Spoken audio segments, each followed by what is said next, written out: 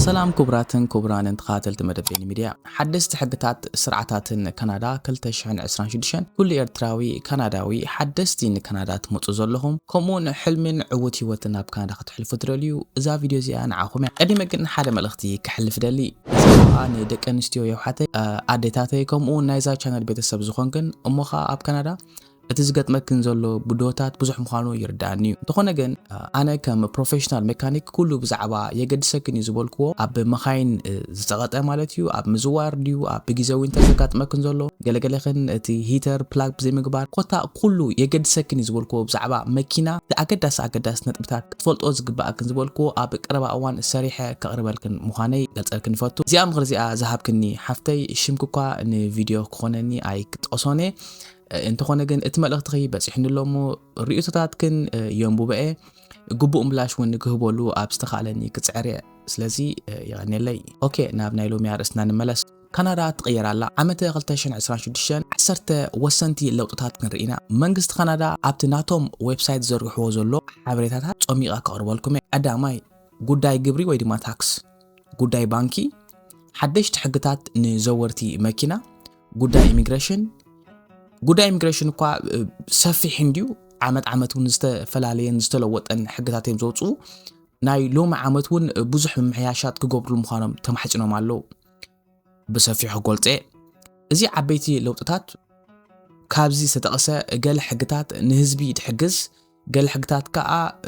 ካብቲ ዘይብልና ሕርካ ምን ሳንቲምን ካብ ጅባና መሊሶም ሳናቲም ዘውጽሉ መንገድታት ሰሪሖም አለው ኣብዚ ናይ ሎማዓልቲ ቪድዮ ኣብ 2026 ዝመጹ ኣገደስቲ ሕግታትን ስርዓታትን ከብርሃልኩም ተዓላማይ ንስዩ ዝኾነ ዘይብርሃልኩም ተራአሎ ግን ኣብ ኮመንት ተሓቱ ካብ መጀመርታ ቀዲመ ይምሕጸነኩም ስለምታይ ናይ ሎማ ዓመት 2026 ሕግታት ከገድሰና እዩ ብቐጥታን ብተዘዋዋርን ኣብ ህይወትና ዝጸልሶ ዝኾነ እዚ መደብ እዚ ዝሓጸረን ብንጹር ዝበልኮ መንገድን ክቆርቦ ፍትነ መንግስቲ ካናዳ ከም ዝሕብሮ ኣብ 2026 ንካናዳ ናይ ግብሪ ናይ ባንኪ ናይ ኢሚግሬሽን ኮሙን ናይ ህዝባዊ ፕሮግራማት ኮሙን ናይ ዓበይቲ ወይ ድማ ሲኒየር ፕሮግራማት ዝበልዎ ሓደሽቲ ለውጥታት ከምጽ ምዃኑ መብጻዕቲ ነይሩ ቀዳማይ ኣርእስና እዚኻ ኣውቶማቲክ ናይ ምምላእ ግብሪ ብእንግሊሽ ክለጽ ከሎ ኣውቶማቲክ ታክስ ፋይሊንግ ካብ 2026 ጀሚሩ CRA ናይ ሎ ኢንካም ወይ ድማ ኣዝዩ ትሑት ኢንካም ዘለዎም ካናዳውያን ግብሪ መንግስቲ ብዘውጽኦ መንገዲ ወይ ፕሮግራም ባዕሎም ኣውቶማቲካሊ ክመልኡ ምዃኖም እዮም ዝዛረቡ ኣይኖም ቤን ብኸመይ ክትብሉኒ ኢኹም ክትሓቱ ኢኹም እንተኾነ መንግስቲ ግን ዝሰርዑ መደባት ከም ዘለዎን እቶም ኣዝዮም ትሑት ኣታዊ ዘለዎም ወይ ድማ ብሰንኪ ሕጽረት ድዩ ኢንካም ታክስ ከይመልኡ ዝኸዱ ሰባት ብዙሓት ኣለዉ ስለዚ ነቶም ሎ ኢንካም ዘለዎም ዓበይቲ ረብሓታት መንግስቲ ከይከስሩ መታን መንግስቲ ዝተሰርሐ መደብ ምዃኑ ብኾሚኦም ከዓ ንህዝቢ ክሕግዝ ብዝብሎ ዝተፈላልየ መንገድታት ኣውጽኦም ኣለዉ እዚ እንታይ ማለት እዩ ንዝብል ሕቶ ዳርጋ ልዕሊ 1 ሚልዮን ዝኾኑ ሎ ኢንካም ወይ ድማ ኦቶቶም ውሕድ ዝኾነ ዝበሃል ካብ መንግስቲ ዝቕበልዎ ቤነፊት ይኸስሩ እዚ ከዓ ብሰንኪ ኣፕላይ ደይ ምግባር ብሰንኪ ኢንካም ታክስ ደይ ምምላእ ታክስ እንተሕደይ ሰራሕካ ካብ ዝተፈላልየ ናይ መንግስቲ ቤነፊታት ተሰሪኻ ምክንያቱ መንግስቲ ክንደይ እቲኻ ክንደይ ውፅኢኻ እንተዘይፈሊጡ እንታይ ይግበአካን ኣይግበአካን ኣብ ቤነፊት ወይ ድማ መኽሰብ መንግስቲ ክበካ ዝኽእል ኣዚኻ ክትወስር ብቐንዲ እዞም ሰባት እዚኦም ታክስ ደይመልኡ ነበሩ መንግስቲ ኣውቶማቲካሊ ታክስ ተራመለ ኢሎም ግን ካብቲ ዝረኽብዎ ረብሓታት ገለ ክጠቕሰልኩም ቀዳማይ GST ወይ ድማ HST ክሬዲት ኣብ ዓመት ድዩ ኣብ 6 ወርሒ ድዩ ናይ HST ክሬዲት ድመጸካሎ ኣውቶማቲካሊ ኣብ ባንክኻ ዲፖዚት ክኸውን ማለት እዩ ካልኣይ ካናዳ ቻይልድ ቤነፊት ናይ ቆልዓ ኢሉ ድወሃብ ቤነፊት ኣሎ ኣብ ወርሒ ዝወሃበካ ቤነፊት ማለት እዩ እንተዳ ታክስ ትመልእ ኮንካ ብሎ ኢንካም ዲ ብዝኾን ይኹን ምክንያት ቻይልድ ቤነፊት መጸካይ እንተዳ ኢንካም ታክስ ወላ ብዜሮ ዘይመልእካ ግን ናይ ቻይልድ ቤነፊት ኣይትቀበልኒኻ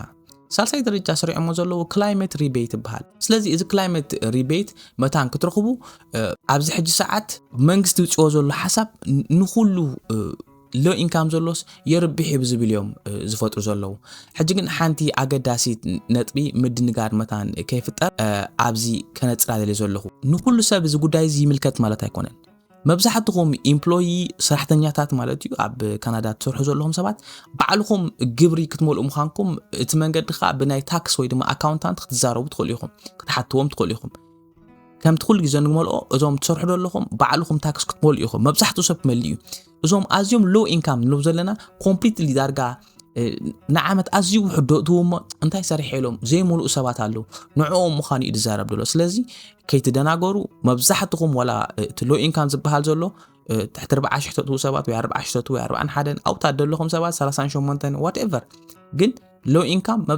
مبزحتو employee بعلو خسرحي قالو نقل دي سرحو دي قبرو تاكس دي مولو نعوم جن اوتوماتيكالي منغستي بعلو منقد ديك فترو لومي اوكي يعني نصرت تكون علوا قصري كلتا لوطي قبري ماكلاي درجه من نبابرو زلكم تملكتها ازي اخاتهم ميدل كلاس تاكس ادجستمنت كبلو سرعو زلو مدب اب 2022 درجاتات قبري متعراك قبرو لمخان يوم نزاربو نمنتاي منغستي خمسي قبرالو نزبل حتو بسنكي زغبابه كل نبرت واقع وسخلو سالا انفليشن دي وسخ نبرت يلن سلازي ادوتوت ناي نبرت خنادا غن طقلالا يتمحاشن اذا خلكم كلهو سب غنزب ايتوسخن قال مالات يكون بدرجه خنري تخنا غن مبزحتو سب ابتاز نبرا ب10 8 انتر اجميرو ب10 8 لو صحجي انت كون انفليشن السماي تقص بصحلو نغرات محرخ اندي كبير له غروسري 500 تطفز نبركا 900 تحت تطف علخا بيناي منصري تاعتاويتا تخاخلكا سلازي سب غنزب اتاويتا سلازي اخلو زلو منغستي نزي نمحياش لزغبرو زلو تاكس براكيت يمعراري ولو سلازي ميدل انكم ميدل كلاس انكم ابيناي درجه مخون يمعراري ولو بقوند غن توم تاكس دسورح لكم زلو ابز عامت زي ورح 3 مات ازيوم كردوخم سلازي بز مخنيات ناي زحاشه ناي تاكس بنفيت كترخبو تخليهم منغستي عامت مولو زوسرو تاكس ميزان جيروم جلسكي نوسكم يبلوم كرينا لو معامد كم زهبنا نغص كالوت اتاويتاتكم كبز بلا سباتون الله لو معامد دومس توسك كان ترون اتاويتات كان حدا توسخو حدستي درجات كتااتو تخليهم سلازي ورح سلسته جن ناي تاكس سيزن سلازخونه كندا ياتيكم كندا يوتيكم شعنا نفلطو لوتي ناي امبلويمنت انشورانس غداي اي اب 2026 اتوتاتكم ازيو كوسنيو سلازي ماكسيمم انشورابل إلهم سريع موزلو كساب 68 شحن 900 كبصح خيدي سرحتنيان اسرحنون بتوسخ ገንዘብ ናብ ኢአይ ከተወርኩቱ ምኻንኩም ሓቢሮም አለው ስለዚህ ቅድሚ ሕጂ ተኸፍሎ ዝነበርካ ናይ ኢአይ ገንዘብ ኣብዛ ዓመት እዚ ግን ሞር ወስኽካ ትከፍል ኢኻ ናብ ኢአይ እዚ ግን ናቱ ረብሓታት አለው ርእሱ ድኸኣለ ንኣብነት ንበል ብዝኾነ ምኽንያት ካብ ስራሕ እንተዳ ለቂቆምኻ ዝሓሸ ክፍሊት ይኽመፀካ ከም ኢአይ ቢአይ ማለት እዩ تزخفلكاوس يملسك على مالتي سلازي كم حاسيات رايكن ريبلنان مالتي ربحاون علو نمبالي ربعي يلوم زرقي حموزلو قدب ناي NSF إذا أنتاي insufficient fund fee زبها الكفليت نا بانك زاتماتي وحاتيرو بانكي جنزك خبت مينيمم كله علو زبولو انت مينيمم تحتي وريدو بغتا درجة $45 قلي زغور سالكا مينيمم insufficient fund NSF بلوماتي اجي از insufficient fund يلوم دولو انت اتناتكا ገንዘብ ውሕድ ኮይኑ $45 ገሊም ትወስድ ካይሮም መንግስቲ ግን ናብ $10 ጥራይ ክኸውን ፀውዕሎ ስለዚ ብዝኾነ ይኹን ምኽንያት እቲ insufficient fund ተዳ ጎዲሉ already ስኻ ስለዘይብልካ እቲ ገንዘብ ጎዲልካ ደሎ ዘለዎ ሰብሲ እቲ ባንኩ ሳይጎድልኒ completely ንዝጎደሎ ክትወስደሉ ከለኻ ካስ ሃሰያሶ ዝኾነ ኢሎም ኮምታት ከይከውን $10 ጥራይ ክኸውን ከም ዘሎ እዮም ዝዛረቡ ዘሎ ንህዝብኻ ኣዝዩ ሓጋዝ ዝኾነ ለውጢ እዩ مبل حمشاي أوتيومو زلهم كندا strong pass قدم حجي أوتيومو نيروم كندا strong pass مثلا سب كابن نابن عدخن كأساس enjoy نخجوبروتنا كندا زلوا تبقيتات natural resources مالتي كندا جن عندنا وشتاوي جعزو كابن نابن نزجوشو زحجوس بسراتي بمنتاي قال يخم علىهم جيشكم ديت فلتو أنا بس بقطع حتى مكفتو أبت كومنت تصحف لي مالتي كابزا زلهم لا وياب كندا خبطات وسط نبر لا زلهم كتما وجههم زيت فولتو اللهم حتى يعني عخين عخا باي ذا واي اب كومنت ختملس لك هتصبيكم نصا مأتوينا بزح بوتاتات انتاي زبل حتوها ن بارك ميوزيوم با ريل ترافل تفوتو ازي منقد بابوركا كاب عدينا بعدي تخيد بوتاتات مالتي اذا كن نمعاسين زبل حتو طري 2026 ابطر مالتي كومون سامر ورحي شوعتن شومنتن بليز ازعدل زي تتقاملو شات شاي نمجه مرتا غيزي غزات غوصو زلهم first time home buyers بلو ازغا GST HST rebate كملوسكم زبل مبرخ بلا لنزيا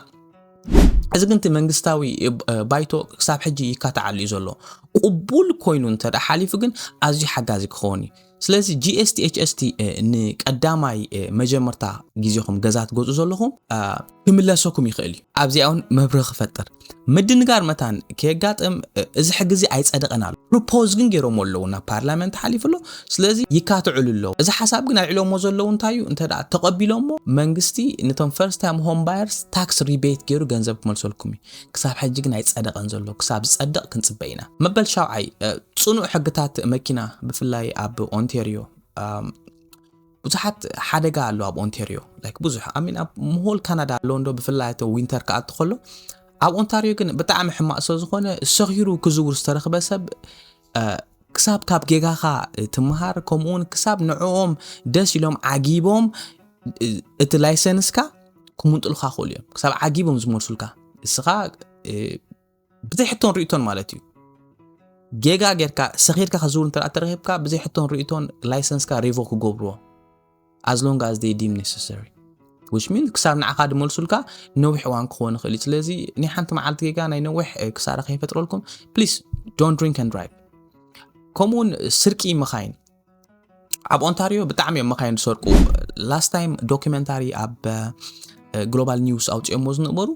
ካብ ካናዳ መኪና ብሓዳሻ ኣብ ኣኸሎ ወሲዶም ሰሪቆም ኣብ ናይጄሪያ ክሸጥዋ ክሳብ ፎሎ ኣፕ ገይሮም ማለት ካብዚ ኣብ ናይጄሪያ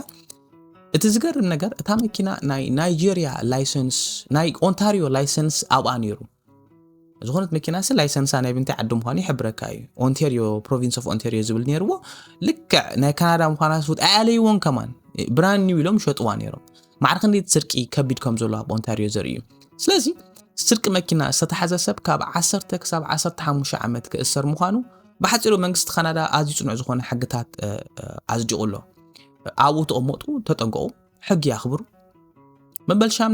ናይ መንግስቲ ሰራሕተኛታት ሪታየር ወይ ድማ ዝፋነውሉ መንገድታት ከዳሉ ምዃኑ ሓቢሩሎ ኣብ ጥሪ 2026 ጀሚሩ ካብ መሰረት ዕድመ ከምኡውን ክንደይ ዓመት ኣብ ኣገልግሎት ዝጸንሑ ሰባት ዝብል ቀጥዕታት ነዞም ሰባት እዚኦም ሪታየር ንኽገብሩ ዝኽእሉ መንገዲ ፈጢሩሎ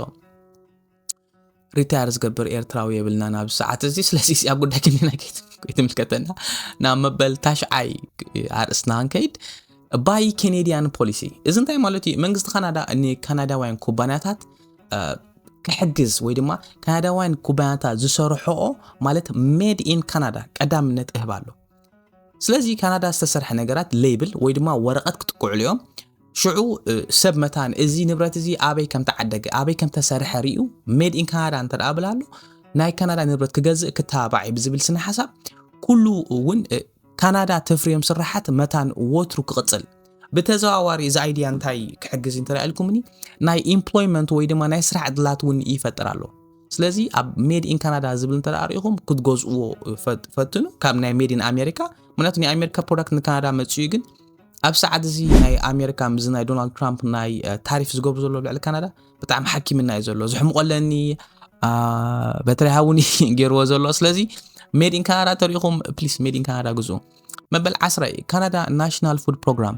ኣብ ቤት ትምህርቲ ዝዳሎ ናይ መግቢ ኣገልግሎት ናብ ኩሉ መታን ክበጽሕ ቀዳምነት ብሰንኪ ስእነት ዝጠሚ ተማሃራይ ከይህሉ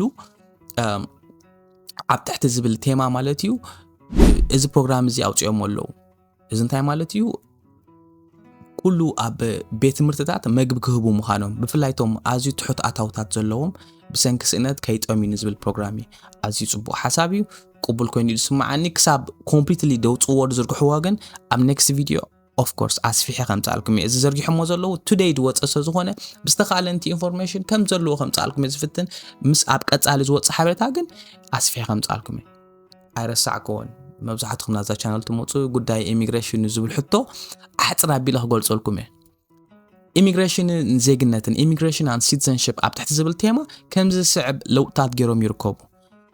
ሓደ ኣብ ጉዳይ ዜግነት ማለት እዩ ሕጂ ንኣብነት ሓደ ወላዲ ካብ ወጻይ ዓዲ ዝተወልደ እንደቆም ዜግነት ክህቡ ከም ዝኽእሉ መንገዲ ፈጢሮም ኣለዉ ንኣብነት ብእንግሊሽ ከመይሎም ዘርጊሖም ኣለዉ መስለኩም parents born abroad can pass citizenship to children born outside Canada ንደቆም ኣብ ካናዳ ዘይተወልዱ